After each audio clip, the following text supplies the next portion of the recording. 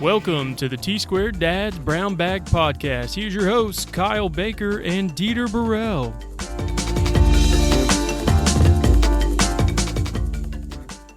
All right, welcome back to the T-Squared Dad's Brown Bag Podcast. As always, Dieter and Kyle here. We are finally getting back together. We've had some crazy stuff going on, as always, super stressful and lots of traveling and being out of town. But we finally have made some time to get back together, Dieter, and have some good quality discussion. I know you just got back from Miami, right? Yeah, I had to run down there and had a family emergency to take care of.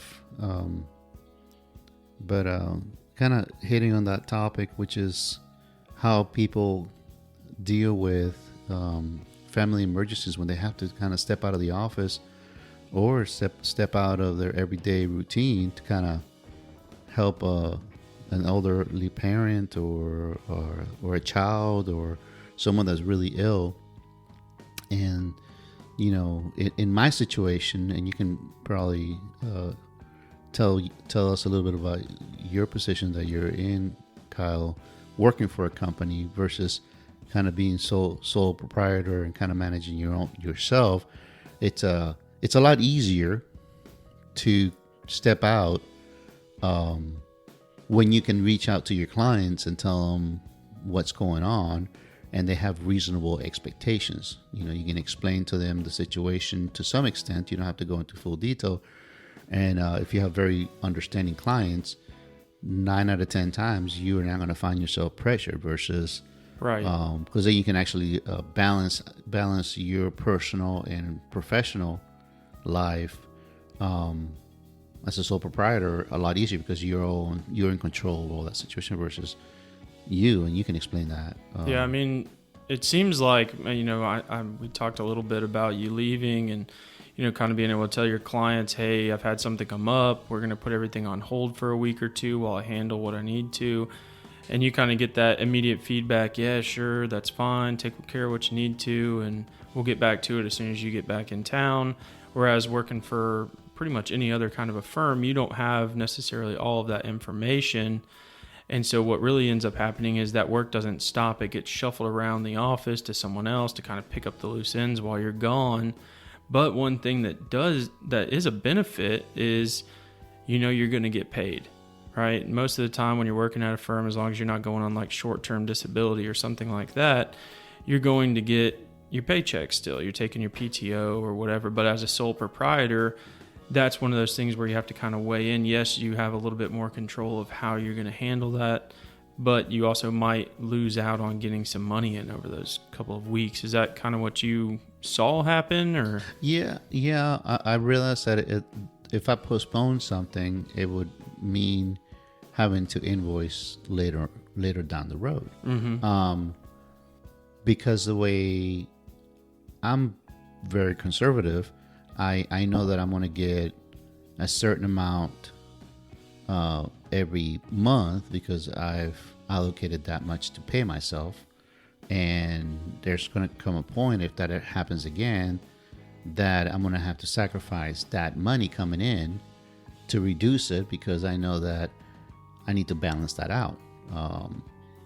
And you always want to make sure that you have some buffer when you're running your own business, so that you're not, say for example, we're just going to say, you know, say for example, you had sales of $20,000. You're not going to pay yourself $20,000, and that leaves the bank account to zero. So you got to put some sort of buffer to say, hey, I need to pay myself a reasonable amount so that if the next month something doesn't come in, there's money available for me to pay myself. Right. Kind of fill in those coffers that way in case of an emergency fund and all those types of things. Right. You're kind of setting yourself up to still have some of that paid time where you're not actually bringing money in, whether it's because of a family emergency or the market changes for a couple of months and the work's not coming in as much. So you kind of are building up that stockpile of money to be able to handle some of those situations. Right. That makes sense. Yeah. And I mean, and I've been very lucky because I haven't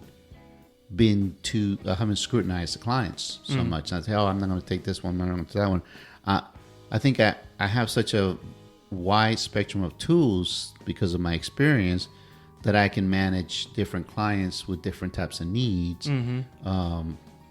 Like some of the firms that I worked at, it's like some firms are tailored better at doing sports facilities, and others are better at doing medical facilities. Right. There's some that they aren't very tailored for hospitality or even strip malls. Like you don't see a client reaching out to a firm that's known for hospital work to do a strip mall because they feel so apprehensive.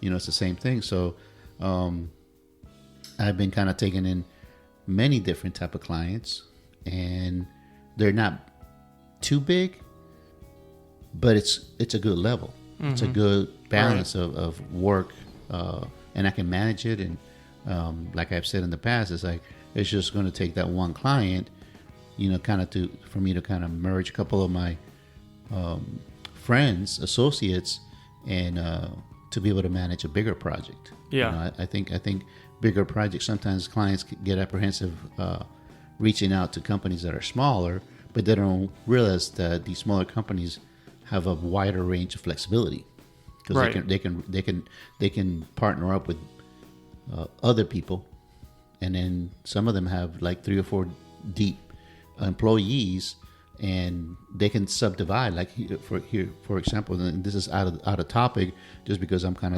we're just kind of talking in general about how to manage clients and business in family emergencies too, from having gone to Miami. I remember when I was working with Arquitectonica, and I saw how they had different firms. One would be the designer for the bowl, which we were doing an arena. So one was designing the bowl and all the seating configurations to make sure they maximize viewing so they could sell more tickets. Another firm was designing the cladding, the skin of the building. Another firm, which was our firm, was designing all the interior. All the concourse and all that kind of stuff. Everything. And we were designing the bathrooms and everything else. So it subdivided a lot of the responsibilities, which doesn't mean that you couldn't do that as well when you got a medium-sized project and you say, hey, I'm going to take on all the design decisions. I'm going to take on those responsibilities and managing the client, and I'm going to have this secondary firm do all the detailing for the cladding and windows and doors and everything else. Right. So it's managing. Managing is important. Managing your clients, especially when you have to step out of your profession and deal with family emergencies. So. Yeah, and I think we talk about like the emergencies and like that. I'm working on Wednesday. Next thing I know, Thursday I have to get on a plane and fly somewhere for something. But I think one of the other things that we necessarily aren't talking about is maybe like those planned type times you're going to be off, like taking a vacation in 3 months, taking time off to be with your family and things like that, where you can, as a sole proprietor, you can almost like double time leading into that so that you're getting all those projects out, getting all of those deadlines met so that you can get your funding in early as opposed to letting them drag out a little bit longer, that we can get all of that money coming in, and then you take your 2 weeks to go on vacation or whatever the case may be, or you're going to have a child coming. So, okay, my child's going to be here in August. All right, so the springtime and early in the summer, I'm going to do twice as much work as I normally would. That way, when my child gets here, I can have a month where I don't have to get paid because I did that month's worth of work 3 months ago. So trying to plan ahead like that, especially as a sole proprietor, I think is definitely beneficial. Now, like we were talking about, there's always going to be those things that pop up that you can't control and they can't wait. Like your trip to Miami, it couldn't wait. It had to happen right then. You couldn't say, oh, well, I'll be down there in 2 months and we'll take care of it then. But I think that's good. And I think that's a lot of things that, people don't necessarily think about whenever they think about going out on their own versus being in the office at a firm that can kind of handle one person being out. Right now, your firm is one person. So if that person's not there, nothing's getting done. But let's talk about some of the other fun stuff, man. I know you took the trip down to Miami. You sent me some cool pictures of some buildings down there, and how was it? Well, it's interesting to have gone because I went to Miami. Yeah, when was the last time that you last for year? Thanksgiving, and it just going. We went to the Frost Museum, and if anybody's listening and you've not gone there, you have to experience that building. It's beautiful, the architecturally. Not only that, but they have this like. I don't know how many gallons this tank is, but it's centered in the building and has this beautiful marine life in it. And you experience it from, I think, the ground floor when you look up underneath it, all the way up to the 6th floor when you can actually look down into the... And this building's like in downtown, right? It's downtown, literally like walking distance to the Miami Arena. Gotcha. Bayside, if anybody knows that area. Gorgeous building, great experience. But here's the thing. The traffic was atrocious back then. No, wait a minute. Because that wasn't last year. It was the year before. It was 2019. Yeah, November of 2019. Yeah, traffic was crazy. Yeah. People, I mean, everybody was, walking, and it's like elbow to elbow, jam-packed downtown. Yeah, I always tell this one story of my one and only trip to South Beach. I went down there with a couple friends, and we were going to go down and have lunch, hang out on the beach all day. We drove around for about an hour and a half trying to find a parking spot. Couldn't find one, so we just got back on the interstate and headed home. Never even stopped. Went to South Beach. We didn't even get to stop because we couldn't find a place to park. Traffic was crazy. And that's how it was. I mean, that's from what I know, that's how it is almost all the time down there. It's just tons of people. Tons of people always moving around in downtown. And that's how it was whenever you were down there for Thanksgiving. Yeah. But what was it like now? I got on US 1 from coming from Kendall to go downtown because we had to go to Mercy Hospital, and we ended up driving. It took us like 35 minutes, which normally you would have taken you in like an hour. And I was just like driving, looking around, going, "There's cars." But it feels like I'm in Pensacola. I was about to say, like Pensacola traffic. Yeah, it wasn't crazy, and here's the other thing that I noticed was, I went to Starbucks to get some coffee because I was waiting,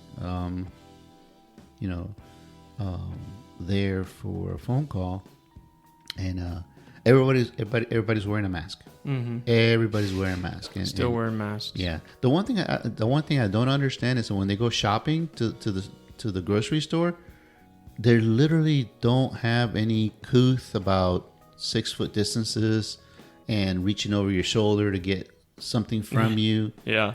Like they don't realize that they're invading your personal space. Not only that, but there goes that 6 foot distance to try to maintain. It's like you're that COVID distance. Anyways, the other thing I did notice too was the beaches were very empty because I drove by, went down to South Beach. That's surprising. I would have thought an outdoor type thing would have been where everybody was trying to flock to. Yeah, you would have thought. But it was the middle. I think it was. When was a Saturday? It was a Saturday, and I was driving around thinking, it's like it's not early morning. It's almost midday, and the traffic down at the beach wasn't crazy. I remember living down there, and it was just on a Saturday morning, right after, not even morning, but more like after lunch. Mm-hmm. It's a lot of traffic. Yeah. The other thing too that I experienced was. My phone service. When I was downtown, I had great reception. I had the connectivity for Wi-Fi, hotspot. I created a hotspot on my phone. I had great connection. But when I was down in Kendall, which is more of a neighborhood kind of setup, it was horrible. I couldn't. I would create a hotspot, but the bandwidth. It was atrocious. Everybody's working from home, using up all the signal. So, for as much as people are connected, wired, there's more people connected wirelessly. Yeah. So they were just eating bandwidth like crazy. And I was using Verizon. Just a shout out to Verizon so they can fix the problem. It was an experience. It was a totally different experience driving those roads. I remember driving down, and for people that are from Miami, if you're listening, Burr Road, Miller Road, 8th Street, Flagler. We went down all those roads, and the traffic was not just normal traffic. Oh my gosh, it's like it was almost like day and night. Yeah. Have you ever seen it like that before? Never, well, I mean, back when I was a kid. Yeah. Living in Miami, that's back in the 80s. But even then, there was some traffic. This one was kind of like normal. Like as if we were over in Milton or something. Yeah, I can go from point A to point B, and there wasn't like not stop and go. And hey, that makes it a little bit more enjoyable. Maybe people are either staying home or maybe they're not driving as much. Who knows? Yeah. You know where I did go, and I told my mom, "I'll take me. I need to go see it." Because you guys remember that bridge at FIU that collapsed? Yeah. My mom took me, and because I said I want to go see where the bridge would have sat, and she took me. It's all cleaned up, obviously, but yeah. I went over there and checked out, and she goes, "You see that little pier? That's where the bridge would have sat on one side of the road because they didn't jackhammer those things off. They kept them. Mm-hmm. I guess they cleaned everything that wasn't there, and they kept those two piers. And I'll be honest with you, for a bridge that spanned a 8-lane road, 8-lane, I'm not saying 6-lane, 8-lane, those are some very narrow little piers. Really? I was like, holy, and I know it's a pedestrian, and everybody's going to say, it's like, well, it was a pedestrian. Yeah, but you're spanning, and they had engineered it to be a concrete bridge. All right, guys. Yeah, I mean, wait, it's probably 100-foot span? Yeah. At least? 8 times 12, think about it. Yeah. That's almost 100, yeah, it's 100, almost 100 feet. So it's probably somewhere between 100 and 120 feet. Yeah, that's a long way to span. That's a heck of a long, and I told my mom, it's like, I think I saw a sketch that, or a rendering that there was a center pier. She goes, nope, there was no center pier when they were putting it up. You serious? He goes, yeah. It's like, and they had already reported. Well, anyways, that would be another podcast. But yeah, I went by there and it was all cleaned up, but it just kind of seemed odd. And of course, again, that area around FIU wasn't desolate, but there was traffic, but it was just normal moving traffic. I mean, I visited New York and it was like crazy bumper to bumper. Yeah.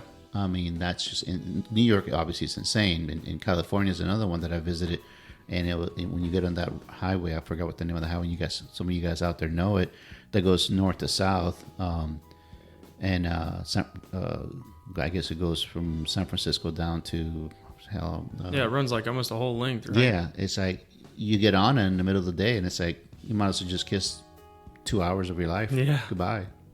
It's just not, it's just creepy crawly. So yeah, it's the COVID life in a metropolitan city is totally different than what I ever experienced. Yeah. Well, good, man. Well, I'm glad you were able to take care of what you needed to down there and got to at least do a couple of fun things while you were at it and see some old places and visit the old stomping grounds, and we'll definitely have to circle back and see how everything changes the next trip you go down there. See if things start to pick up or if maybe Miami is done.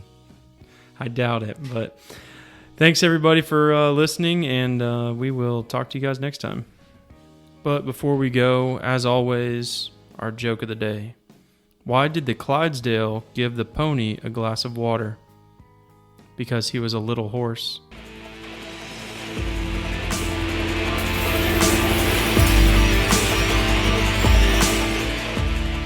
Thanks for listening to the T-Squared Dad's Brown Bag Podcast.